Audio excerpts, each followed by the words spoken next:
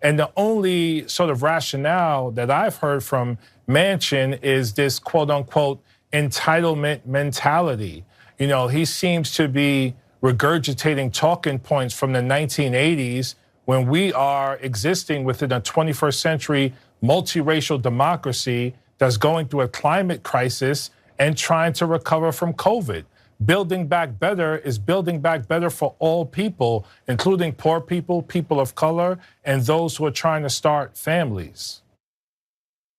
So there you have Representative Jamaal Bowman on CNN last night talking about Joe Manchin being one of the main forces for stripping paid leave out of the infrastructure bill. Just to be clear, no longer 12 weeks as they had talked about, and then it became 4 weeks. No paid leave whatsoever. But don't worry, they are talking about a plan for paid leave where you get to pay into it and then take the money out. Love when they have programs like that. That's always how their programs that benefit billionaires work. The billionaires need to pay into it and then they get the money back or whatever. But anyway, I love his point there about Manchin and his 80s talking points. I think he could have gone a little bit harder. This is effectively Joe Manchin's welfare queen's point.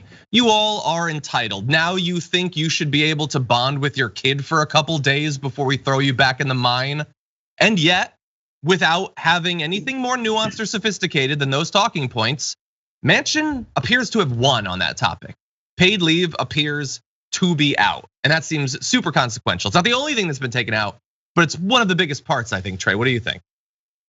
Yeah, I just hate how we just can't get anything. You know what I mean? It's like you're entitled if you want any kind of, basic human decency allocated to your working experience in this country. It's like they act like it's totally unreasonable to even request it. Like everything, the wheels will just come off if people get any paid leave, as though there aren't all kinds of other countries in the Western world that do that and much more that are doing just fine, arguably better than us, and it's and so many people just go along with these arguments and act like it makes you lazy and entitled to just want to be treated a little bit better. And they get so red in the face and upset at the notion of giving any kind of ground whatsoever. And, it's all very shameless as well. There's no, like as we were saying earlier, they're very transparent about it, I feel like, and just seem to have no shame whatsoever about the way they feel about these things. Yeah, and no, you're totally right. Like compared to basically every other, as Bernie would say, advanced country, we get nothing. And look, if you poll people about paid leave, majority is supportive of it, obviously. Generally more supportive for maternity leave than paternity leave. We've apparently bought into what sitcoms have told us that dads are pointless, so why have them around? But it just bothers me so much that on this topic, there do seem to be some people who accept that why would you ever get time off? Like we have been so ground down as a people to expect basically nothing from our employers, no material improvement in our lives. And I see it coming from a lot of different corners. So you got Joe Manchin saying his entitlement stuff. And look, we've been called lazy so many times that most of us believe it. You got people like Tucker Carlson mocking, Pete Buttigieg, why would a guy ever take leave? But then you even have like Joe Rogan yesterday he thought it was ridiculous that a dad would take time off. And obviously a lot of his listeners are working class guys who are being indoctrinated to believe that you don't deserve that time. It's weird if you take that time, why don't we expect more? Why don't, 175 years ago, had big labor movement. We eventually got a weekend. We stopped making kids mine coal and everything. And then pretty much at that point, we decided things should never, ever get any better. And I just don't understand why we don't have higher expectations for ourselves or for our country. Yeah, I think the paternity leave thing, I think there's a whole lot of bros. There's like toxic masculinity involved with a lot of guys feeling like that's not, whatever. I can't use any of the words that they would use on this program to describe what that makes you to stay at home with a baby. You know what I mean? Cuck is okay. I think you can say okay, cuck. A cuck or a wuss or whatever.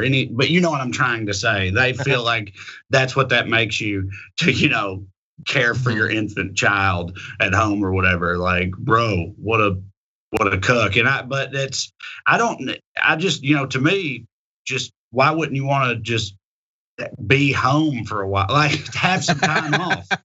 Yeah. Like, it's cuckish to just not be at work for a while. I mean, I guess a lot of them think it is. I don't know, but it's just their brains work so differently than mine, I guess. I've always been the type, like, I'll take any single ounce of, anything that I can take from the man, I will at every turn, when I'm working for the man, which I'm thankfully not right now.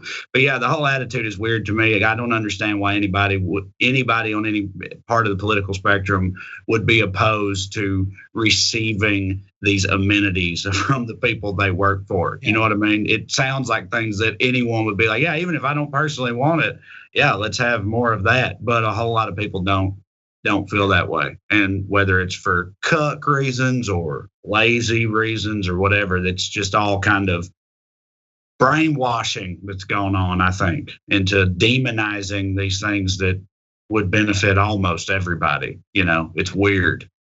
100%. Yeah. This is really when toxic masculinity goes wrong. Like, toxic masculinity, is supposed to, at the end of the day, for all of its negative effects, it's supposed to benefit the toxic guys. Like, that's the goal. It's elevating you above other sorts of people. In this case, do you idiots not realize that you're hurting yourself too? I don't understand it, but I don't listen to a lot of those shows.